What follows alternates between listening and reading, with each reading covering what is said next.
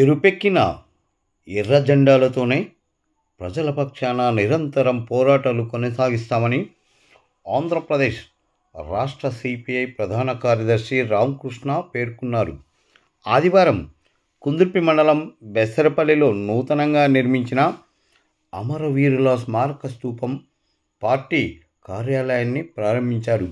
ఈ సందర్భంగా ఆయన మాట్లాడుతూ స్వతంత్రానికి పూర్వమే సిపిఐ ఆవిర్భవించినట్లు తెలిపారు. బ్రిటిష్ వారికి వ్యతిరేకంగా పోరాటం చేసి వేలాది మంది సిపిఐ నాయకులు కార్యకర్తలు జైలుకు వెళ్ళినట్లు చెప్పారు. రాష్ట్రంలోనే అత్యంత వెనుకబడిన అనంతపురం జిల్లాలోని కళ్యాణదుర్గం తాలూకాలో అనేక గ్రామాల్లో నిరుపేదలు కూలీల పక్షాన నిలిచి భూపోరాటాలు చేసి వేలాది మందికి పంపిణీ చేయించిన ఘనత సిపిఐదేనని గుర్తు చేశారు. బెస్సరపల్లిలో నిరుపేదలకు భూములు పంచిపెట్టిన ఆనాటి సిపిఐ నాయకుల కార్యకర్తల స్మారకంగా స్తూపాన్ని నిర్మించడం గర్వకారణమన్నారు. కేంద్రంలోని భాజపా ప్రభుత్వం మతోన్మాదంతో దేశ ప్రజలను విభజించేందుకు ప్రయత్నిస్తున్నట్లు విమర్శించారు. గత వైకాపా ప్రభుత్వం రాష్ట్రాన్ని అన్ని రంగాలను నాశనం చేసిందని దుయ్యబట్టారు. ప్రస్తుతం తెదేపా కూటమి ఎన్నికల్లో అనేక హామీలు ఇచ్చిందని, ప్రభుత్వం ఏర్పడి 6 నెలలైన హామీలు అమలులో నిర్లక్ష్యంగా వ్యవహరిస్తున్నట్లు చెప్పారు. వెంటనే హామీలు నెరవేర్చాలని డిమాండ్ చేశారు. ఈ కార్యక్రమంలో సిపిఐ రాష్ట్ర కార్యవర్గ సభ్యుడు జగదీష్, జిల్లా ప్రధాన కార్యదర్శి జాఫర్, సంజీవప్ప, తాలూకా కార్యదర్శి గోపాల్, మాజీ ఎంపీపీ గిరిజమ్మ, మండల కార్యదర్శి శివలింగప్ప తదితరులు పాల్గొన్నారు. మరిన్ని విశేషాలను సిపిఐ రాష్ట్ర కార్యదర్శి రామకృష్ణ గారి ద్వారా తెలుసుకుందాం. కుటుంబాల నుంచి వచ్చారు, వారికి ప్రత్యేకంగా నేను ధన్యవాదాలు తెలియజేస్తా ఉన్నాను. మరి ఈ సభలో మీరు ఇంత ఉత్సాహంగా ఇంతమంది పాల్గొన్నామంటే నిజంగా నేను చెప్తాను. నేను 26వ తేదీ నుండి డిసెంబర్ 26 నుండి కూడా మన పార్టీ శతవార్షికోత్సవాలు ప్రారంభించినప్పటి నుండి చాలా జిల్లాల్లో నేను మీటింగ్లు పోయా. కానీ నేను గర్వంగా చెప్పగలను, అమరవీరుల పేరు మీదుగా ఇంత మంచి కార్యక్రమాన్ని ఏర్పాటు చేసిన మిమ్మల్ని అందరినీ కూడా మనస్ఫూర్తిగా అభినందిస్తాను. ఎందుకంటే మీకు తెలిసి ఇవాళ రాజకీయాలు ఎట్లున్నాయో, పని చేయించుకుంటారు, పని చేయించుకొని మర్చిపోతారు, అది మరుసటిలో మర్చిపోతా ఉంటారు. తర్వాత ఇంకా బ్యానికేటింగ్ కూడా చెప్పాలి. అదేమంటే ఒక పార్టీలో పెరిగి పెద్ద అవుతారు, పదవి వస్తుంది, దానికి సంపాదించుకుంటారు, మళ్ళీ ఎలక్షన్లు వచ్చేందుకు ఆ పార్టీలో ఉండడు, ఇంకో పార్టీలో కనపడతాడు. మాకు అప్పుడప్పుడు పెళ్ళిళ్ళు ఆడియోలో కనపడతా అంటారు. కనపడినప్పుడు అడుగుతూ ఉంటాం, ఏమైనా బాగున్నాను అంటే బాగున్నాను సార్, ఏమైనా బాగున్నావా, ఎట్లుంది మీ పార్టీ అంటే, లేదు సార్ నేను ఆ పార్టీ మారిపోయినాను అంటారు. మరి అట్లా కాకుండా కమ్యూనిస్ట్ పార్టీ ఆ రోజు ఇదే ఊళ్ళో బిటి రామప్ప గారు, గోవిందప్ప గారు, మన జమ్ముగుంప లింగన్న గారు, బసాపురం నాగిరెడ్డి గారు, ఎంతమంది, మన కుందుర్పులో మన లక్ష్మణ టీచరు, తర్వాత శర్మ గారు కూడా ఈ ప్రాంతమే, ఈ ఊర్లో ఉన్నాడు ఆయన. కుందుర్పులో ఎక్కువ చివరి రోజుల్లో కుందుర్పులోనే ఉన్నాడు ఆయన. గిరిజమ్మ ఉంది కదా. మరి అందరూ కూడా వాళ్ళందరూ ఈ ఏరియా వాళ్ళే.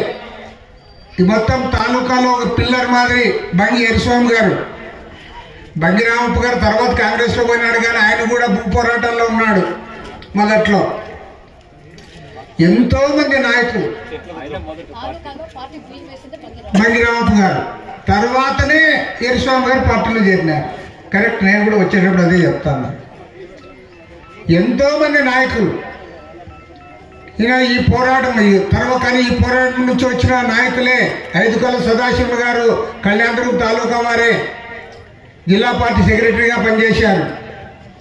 తర్వాత ఎంవి రమణ గారు మన బెలుగుప్ప మండలం సిరికొట్టాల వెంకటాద్రిపల్లి అంటారు ఇప్పుడు, ఆయన జిల్లా పార్టీ సెక్రటరీగా చాలా సుదీర్ఘకాలం పనిచేశారు మన కళ్యాణదుర్గం ప్రాంతమే.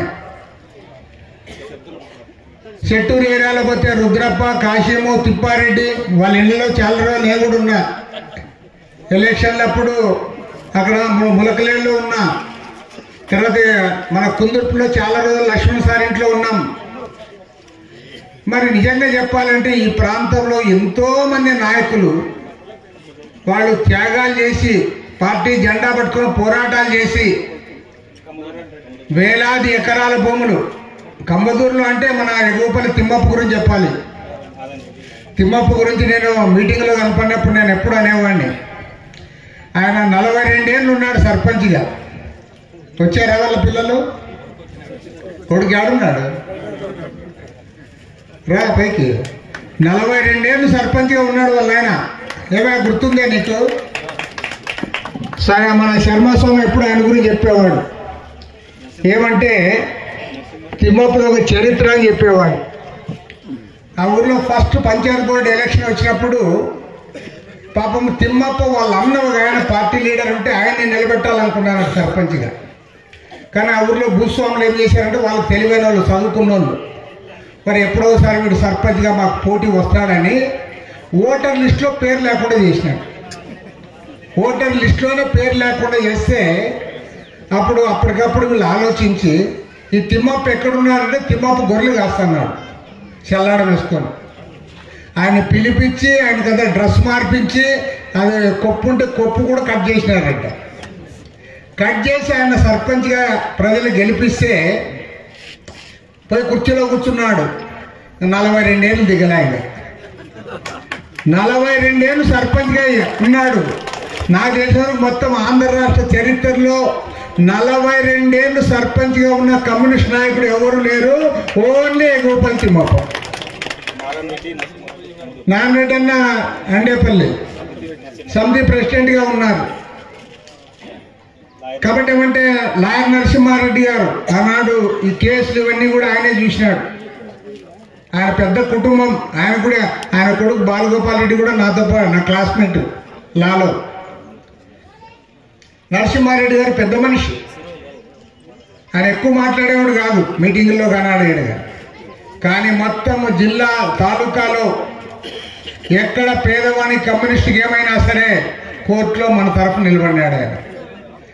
ఎంతోమంది చేశారు. వాళ్ళ త్యాగాలు అవన్నీ కూడా ఇవాళ ఈ తరానికి గుర్తు చేయడానికే ఇవాళ మీరు ఈ స్తూపం ఆవిష్కరించారు.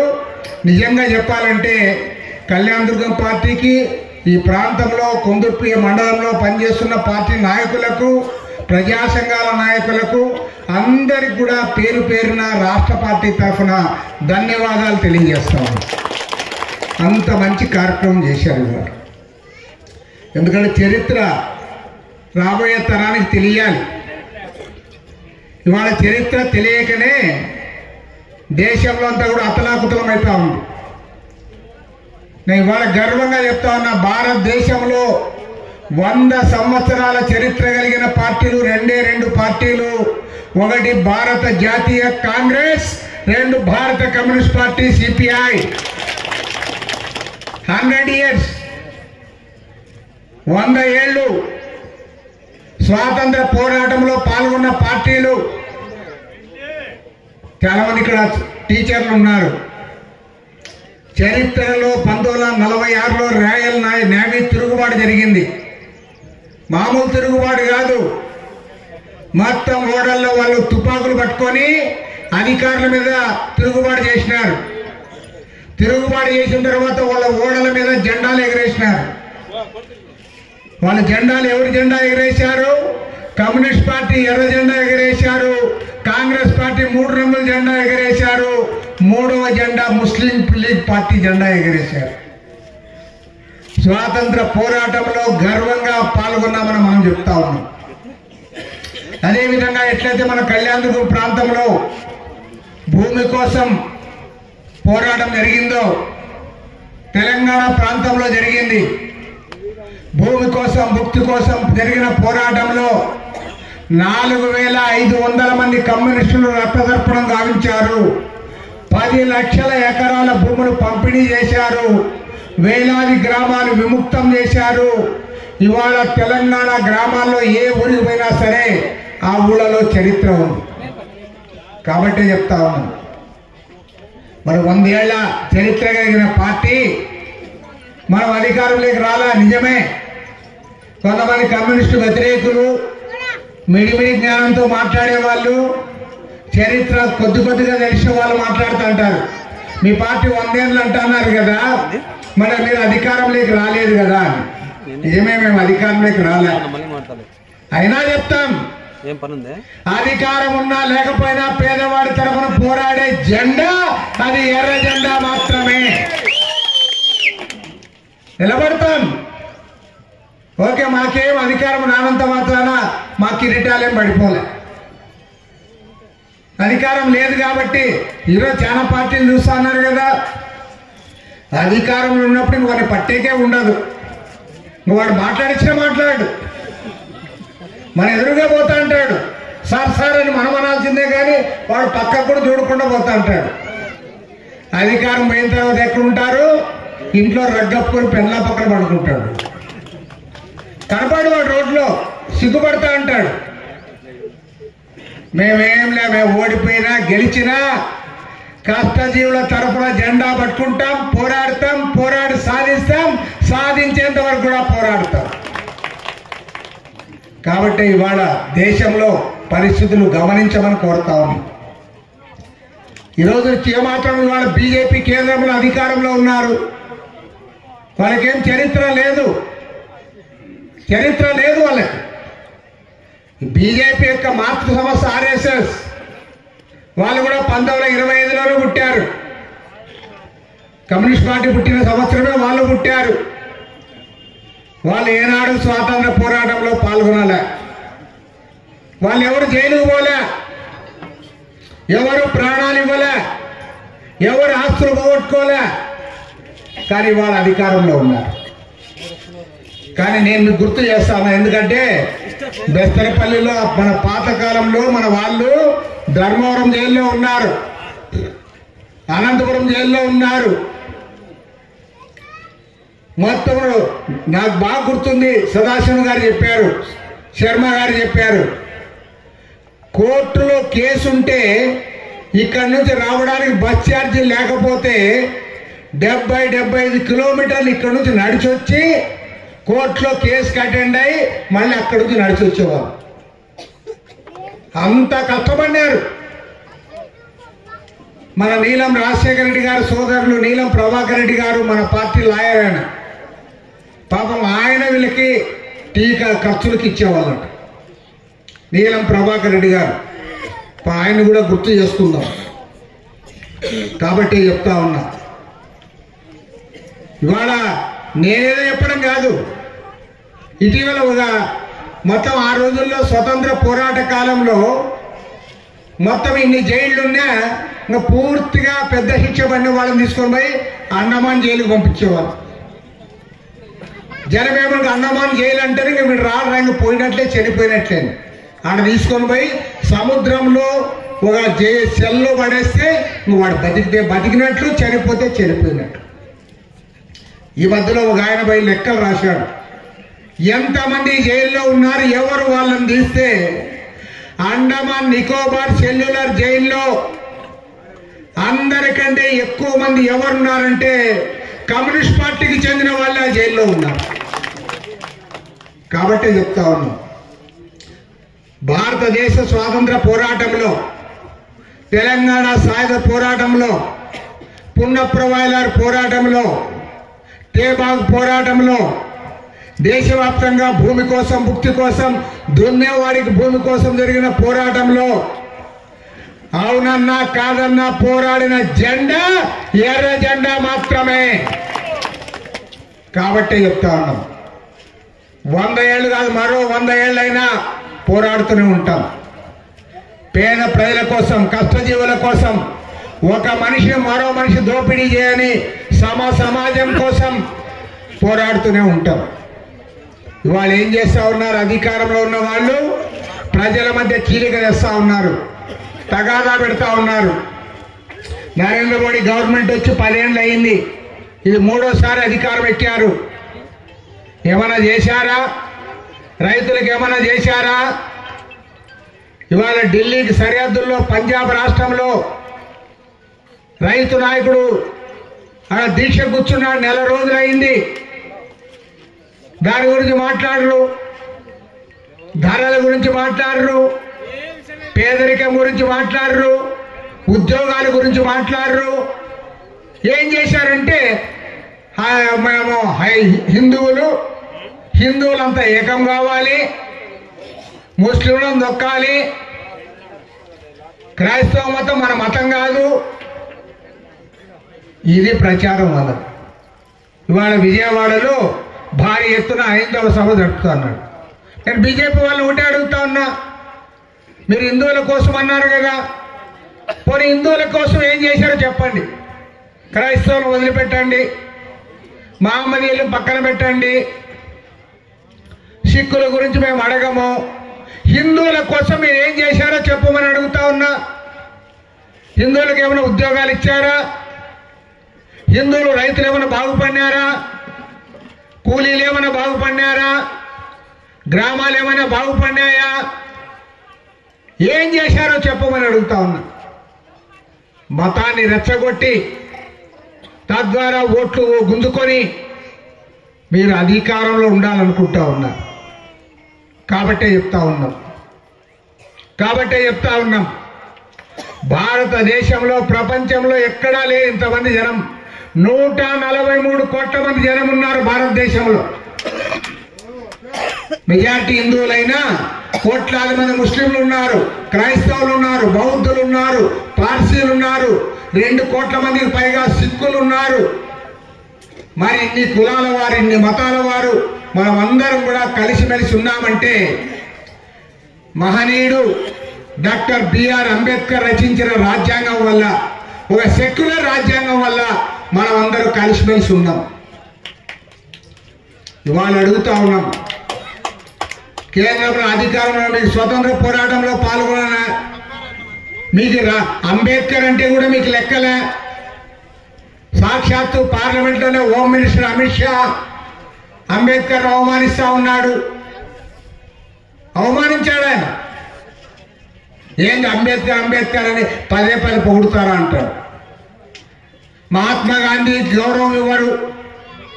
ప్రథమ ప్రధానమంత్రి జవహర్లాల్ నెహ్రూ ఆగర్భ శ్రీమంతుడైన, కానీ దేశం కోసం జైల్లో పోయినాడు. అలాంటి పండిట్ జవహర్లాల్ నెహ్రూ గారిని రోజు కూడా కించపరుస్తూ మాట్లాడతారు. ఎందుకంటే మీకేం స్వాతంత్ర పోరాటంలో పాల్గొన్న వాళ్ళు కాదు. మీరు పోరాటాలు తెలియవు, త్యాగాలు చేయలే, జైలు పోలే. కాబట్టి ఎవరైతే జైలుకు పోయారో, ఎవరైతే త్యాగాలు చేశారో వాళ్ళని మీరు కించపరుస్తూ ఉన్నారు. కాబట్టి వాళ్ళ భారత కమ్యూనిస్ట్ పార్టీ శతవార్షికోత్సవాల సందర్భంగా ఈ దేశాన్ని కాపాడుకోవడం కోసం, ఈ రాజ్యాంగాన్ని రక్షించుకోవడం కోసం, లౌకికవాదాన్ని, ప్రజాస్వామ్యాన్ని నిలబెట్టడం కోసం ఇవాళ అందరం కూడా కలిసికట్టుగా ముందుకు సాగాలని కోరుతా ఉన్నాం. రాష్ట్రంలో కూడా కొత్త గవర్నమెంట్ వచ్చింది, చంద్రబాబు నాయుడు గవర్నమెంట్. ఆయన గురించి కూడా 2 మాటలన్నా చెప్పాలా. చంద్రబాబు నాయుడు మన ఎలక్షన్లో పాపం ఆయనకు కూడా చివరి అవకాశము, ఆయన కూడా వయసు అయింది కదా. ఆ జగన్మోహన్ రెడ్డి ఏమో దుర్మార్గంగా పరిపాలన చేసినాడు, ఉన్ని లెక్క చేయలే అతను. అతనేదో పైనుంచి ఊడిపడినాడు అనుకున్నాడు. ఆయన పరిపాలన ఎవరి దగ్గరికే రానిలే. ఎక్కడ పోయినా 1000 మంది పోలీసు వాళ్ళు చెట్లు కొమ్మలు కొట్టించేవాడు, పరదాలు కట్టించేవాడు. అయ్యా నీ వద్దులే అనుకున్నారు, జనం ఓడించినారు. ఇప్పుడు చంద్రబాబు నాయుడు గారిని అడుగుతున్నాం, ఏమడుగుతున్నాం? ఏది కొత్తది అడగడంలే. నీవు ఎలక్షన్లో అప్పుడు ఏం చెప్పావో అది చేయమని అడుగుతున్నావు అంతే. ఎలక్షన్లో అప్పుడు చెప్పావు కదా, రైతులకు ఏం చెప్పావు, చదువుకునే పిల్లలకి ఏం చెప్పావు, మన మహిళలకు ఏం చెప్పావు, అవన్నీ చేయమని మాత్రం అడుగుతా ఉన్నాం. చంద్రబాబు ఎట్లా వాడంటే గదిని సినిమాలో వాళ్ళ మాదిరి. చంద్రబాబు నాయుడు నాకు కూడా బాగా, మేము కూడా దగ్గర మనం కలిసిమెలిసి చాలాసార్లు తిరిగాం. అమరావతి రాజధానికి, దానికి దీనికి వెళ్తాం. మర్చిపోతాడు చంద్రబాబు నాయుడు. అధికారం లేనప్పుడు మనం ఏం చెప్పినా కరెక్టే అంటాడు. మనతో ఉంటాడు కదా, అప్పుడు మనతో ఉన్నప్పుడు అన్నీ కరెక్టే అంటాడు, ఏది కాదని పాపం. అన్న అది ఎట్లన్నా ఇది ఇట్లా మనం చెప్తానే ఉంటా, అది కరెక్ట్గా నాకు కరెక్టే కదా, అన్నీ బాగా కరెక్టే అంటాడు. అధికారం వస్తే మర్చిపోతాడు, మనల్ని కూడా మర్చిపోతాడు. నువ్వేం చెప్పావు, నువ్వేం చేస్తున్నావు అంటే అది మర్చిపోయింటాడు అప్పుడే. నేను ఒకటి చెప్తా, మీరు అందరూ కూడా చాలా మంది చదువుకున్న వాళ్ళు ఉన్నారు కాబట్టి, ఎక్కడమైనా చెప్పినాడు ఈ గవర్నమెంట్ దివాళా తీసింది, రాష్ట్రం అంతా అప్పుల పాలైపోయింది, ఆర్థికంగా ఎవరు మనకు అప్పించేవాడు కూడా లేడు, శ్రీలంక మాదిరి అయిపోయిందని కూడా చెప్పినాడు. చెప్పావు కదా. మరి అధికారంలోకి వచ్చిన తర్వాత మరి ఉన్నట్లుండి నీకేమో డబ్బులేమో సంచి దొరకలే కదా. నేను అడుగుతా ఉన్నా ఒకటి, జగన్మోహన్ రెడ్డి ముఖ్యమంత్రిగా ఉన్నప్పుడు ఓటర్ అకౌంట్ బడ్జెట్ 2,53,000 కోట్ల రూపాయలు అని పెట్టాడు బుగ్గన రాజేంద్రనాథ్ రెడ్డి ఆర్థిక మంత్రి. చంద్రబాబు నాయుడు గారు వచ్చినాక దాన్ని ఏం చేస్తాడు, ఆర్థికంగా డబ్బులు లేవని చెప్పావు కదా, మరి ఇంకా తక్కువ చెప్పాలా లేదా అంతే చెప్పాలి. ఎంత బడ్జెట్ పెట్టాడు మన పయ్యావులు కేశవ్ అంటే, మన ఉరవకొండ ఎమ్మెల్యే, ఇప్పుడు ఆర్థిక మంత్రి కదా, 2,94,000 కోట్లు అన్నాడు. మరి ఎక్కడి నుంచి వచ్చే డబ్బులు? ఆర్థికంగా దివాళా తీసింటే నీ దగ్గర మీ ఇంట్లో డబ్బులు లేవు, నీ ఇంట్లో పెట్టి ఉంటుంది, బీరువా ఉంటుంది, పాత బీరువా, దాన్ని తీసే దాంట్లో ఎంత పెట్టింటే అంతే ఉంటుంది. ఉన్నట్లుండి 2,94,000 కోట్లు ఉందని చెప్తుంది. మళ్ళీ పైగా ఎలక్షన్లు ఈసారి ఏదైనా సరే రావాలా, ఇదే లాస్ట్ ఎలక్షన్ అనుకొని మొత్తం అలివిగాని వాగ్దానాలు చేసినాడు. పాపం అడిగిన వాళ్ళకి, అడగని వాళ్ళకి, ఊర్లో ఉండే వాళ్ళకి, ఊరు బయట ఉన్న వాళ్ళకి అందరికీ చెప్పినాడు. ఇప్పుడేమంటాడు, ఆ కంప్యూటర్ చూపిస్తాడు మనకి. నేనేమో అనుకోండి పోయి మొత్తం బీరువా తెరిచి చూసినాను, బీరువాలో డబ్బులే లేవు అంటాడు. మరి నీకు తెలియదా, నేనేమైనా కొత్తగా రాజకీయాల్లోకి వచ్చినావా? 40 ఏళ్ళు ప్రజలు ఎవరికి నీకు ఇచ్చినంత అవకాశం ఇలా. 4 సార్లు ముఖ్యమంత్రి, 4 సార్లు ప్రతిపక్ష నాయకుడు, అంతకుముందు revenue minister, finance minister, NT Rama Rao పిల్లనిచ్చినప్పుడు సినిమాటోగ్రాఫ్ మినిస్టర్, ఇన్ని పదవులు ఎవరు చేయలేవు, ఓన్లీ చంద్రబాబు నాయుడు చేసినాడు. నువ్వు మరి ఇప్పుడు అంటావు డబ్బులు లేవు, నేను చూశాను, పెట్లో ఎతికినా దొరకలే, బీరువాలో దొరకలే, మన ఆడోళ్ళు ఎవడో దాచిపెట్టుకుంటుంటారు, ఎక్కడ మాది అదే బోపు డబ్బు ఏదో అంటారు, దాంట్లో కూడా ఎతికినా ఎక్కడ ఏం దొరకలేదు అంటారు. మరి ఏడ దొరకలేదని నీకు తెలియదా? ముందు ఈ రాష్ట్ర ఆర్థిక పరిస్థితి బాగలేదని తెలిసి కూడా రైతులకు 20,000 రూపాయలు ఇస్తానంటే, పిల్లలకైతే ఏం చెప్పాడు ఆడలకి, అమ్మ మీరు ఎంతమంది అన్నా కానండి అందరికి ఇస్తాను అన్నారు. 15,000 అది ఊరికే ఒకరికి 15,000 కాదు, ఈ జగన్మోహన్ రెడ్డి ఒకరికే 15,000 ఇస్తాన్నాడు. నేను మీరు ఎంతమంది కానండి కన్నోళ్ళందరికీ ఇస్తాను అన్నారు. కొంతమంది పాపం ఎక్కువ మంది కూడా కనింటారే మరి. అదే నువ్వు మరి ఇవ్వాలి కదా. ఇప్పుడు ఏమంటావు, నువ్వు డబ్బులు లేవు అంటావు. డబ్బులు లేవు నీకు తెలియదా? కాబట్టే చెప్తాను, నీవు డబ్బులు లేవు. తర్వాత ఏమో కరెంట్ ఛార్జీలు చెప్పావు, కరెంట్ ఛార్జీలు నేను వస్తే పెంచను, వీలైతే తగ్గిస్తానని కూడా చెప్తుంది. మరి తగ్గించాలి కదా. ఇప్పుడు పోనీ జనం ఎవరు, మన జనాలు మంచోళ్ళు, అందరూ కలిసి తగ్గించేది కాదని, కాబట్టి పెంచకూడదని కోరుకుంటారు. కానీ ఏం చేశావు, అధికారం వచ్చిన 5 మాసాల కాలంలో 2 సార్లు కరెంట్ ఛార్జీలు పెంచావు. ఒకసారి 6,072 కోట్ల రూపాయలు, మళ్ళీ రెండవసారి 9,412 కోట్లు, టోటల్గా 15,486 కోట్ల రూపాయలు ఇవాళ నువ్వు కరెంట్ ఛార్జీలు పెంచావు. మరి ప్రజలు ఏ రకంగా నిన్ను ఆమోదిస్తారు? పైగా ఆ రోజు ఏమన్నావు, నేను వస్తే స్మార్ట్ మీటర్స్ పెట్టాను, అదానితో అగ్రిమెంట్ చేసుకున్నాడు, అగ్రిమెంట్ వద్దు అన్నావు. ఇవాళ ఏమంటే ఏం మాట్లాడు. అందరూ ఆలోచించాలి, మనకేంలే అదానికి ఇస్తేనే అనుకోవద్దండి. అదానితో అగ్రిమెంట్ 25 ఏళ్ళకి చేశాడు జగన్మోహన్ రెడ్డి. 1,10,000 కోట్ల రూపాయలు అదనంగా భారం పడతా ఉంది. 1,10,000 కోట్లు రాష్ట్ర వ్యాప్తంగా 26 జిల్లాల్లో ఉన్న విద్యుత్ వినియోగదారుల పైన, కరెంట్ కనెక్షన్ ఉండే ప్రతి ఒక్కరిపైన ఇవాళ భారం పడతాం.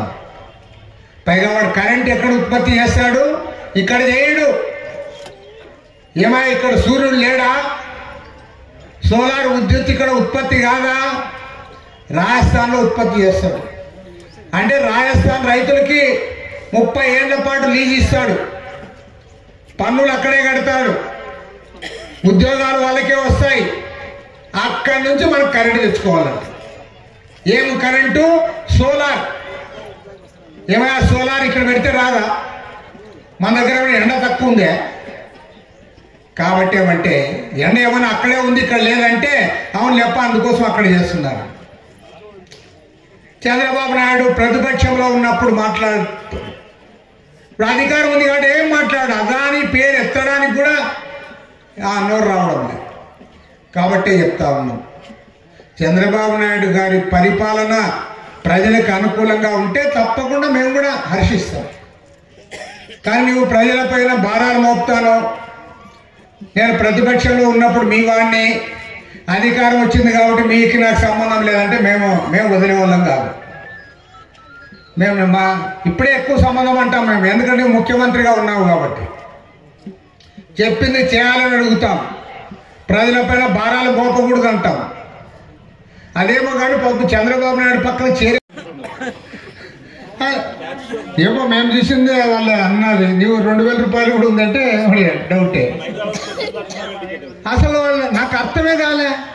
అది సినిమా ఏంది? సినిమా ఓకే, మనం ఇంతకుముందు 20 రూపాయలు 40 రూపాయలు ఉండేది. అది 50 రూపాయలు పెంచితే మేమంతా స్ట్రైక్ చేసేవాళ్ళం. మేము స్టూడెంట్స్గా ఉన్నప్పుడు 10 రూపాయలు పెంచితే స్ట్రైక్. ఏమంటే సినిమా ధరలు రేట్లు మనం తగ్గించాలని. పైగా ఇప్పుడు తెలంగాణ ముఖ్యమంత్రి రేవంత్ రెడ్డి చెప్పాడు, మేము టికెట్ రేట్లు పెంచాము, బెనిఫిట్ షోలు వేయము అని. మరి నీకేమైంది? చంద్రబాబు నాయుడు నువ్వు రేవంత్ రెడ్డి నీకంటే జూనియర్. రేవంత్ రెడ్డి తెలుగుదేశం పార్టీలో ఎమ్మెల్సీగా ఉన్నాడు. మరి రేవంత్ రెడ్డికి ఉన్న ఇది కూడా నీకు లేదా అని నేను అడుగుతా అన్నా. నువ్వు ఒకేసారి మీరు పెంచుకోండి, షోలు వేసుకోండి. అరే రైతు 6 నెలలు కష్టపడి పండిస్తే అతనికి మద్దతు ధర రాలే, గిట్టుబాటు ధర రాలే, దాని గురించి మాట్లాడరా? సినిమా వాళ్ళ కోసం ఉడిగం చేస్తారా? డబ్బున్న కోటీశ్వరులకు వంత పడతారా? పైగా ఇంకొన్నాడు ఆయన, నేను ఏమన్నా ప్రశ్నిస్తారని ఇప్పుడు ఉప ముఖ్యమంత్రి అయిపోయాడు సినిమా యాక్టర్ పవన్ కళ్యాణ్. మరి ఆ పవన్ కళ్యాణ్ అన్న మాట్లాడాలి కదా, పవన్ కళ్యాణ్ కూడా మళ్ళీ ఆయనకే చెప్తా అన్నాడు. కాబట్టే చెప్తా ఉన్నాం, ఇవాళ స్పష్టంగా ప్రభుత్వాన్ని అడుగుతా ఉన్నాం, ఖచ్చితంగా కరెంట్ ఛార్జీలు తగ్గించాలి, రైతులకు గిట్టుబాటు ధరలు ఇవ్వాలి, రైతులకు ఇచ్చేది ఇవన్నీ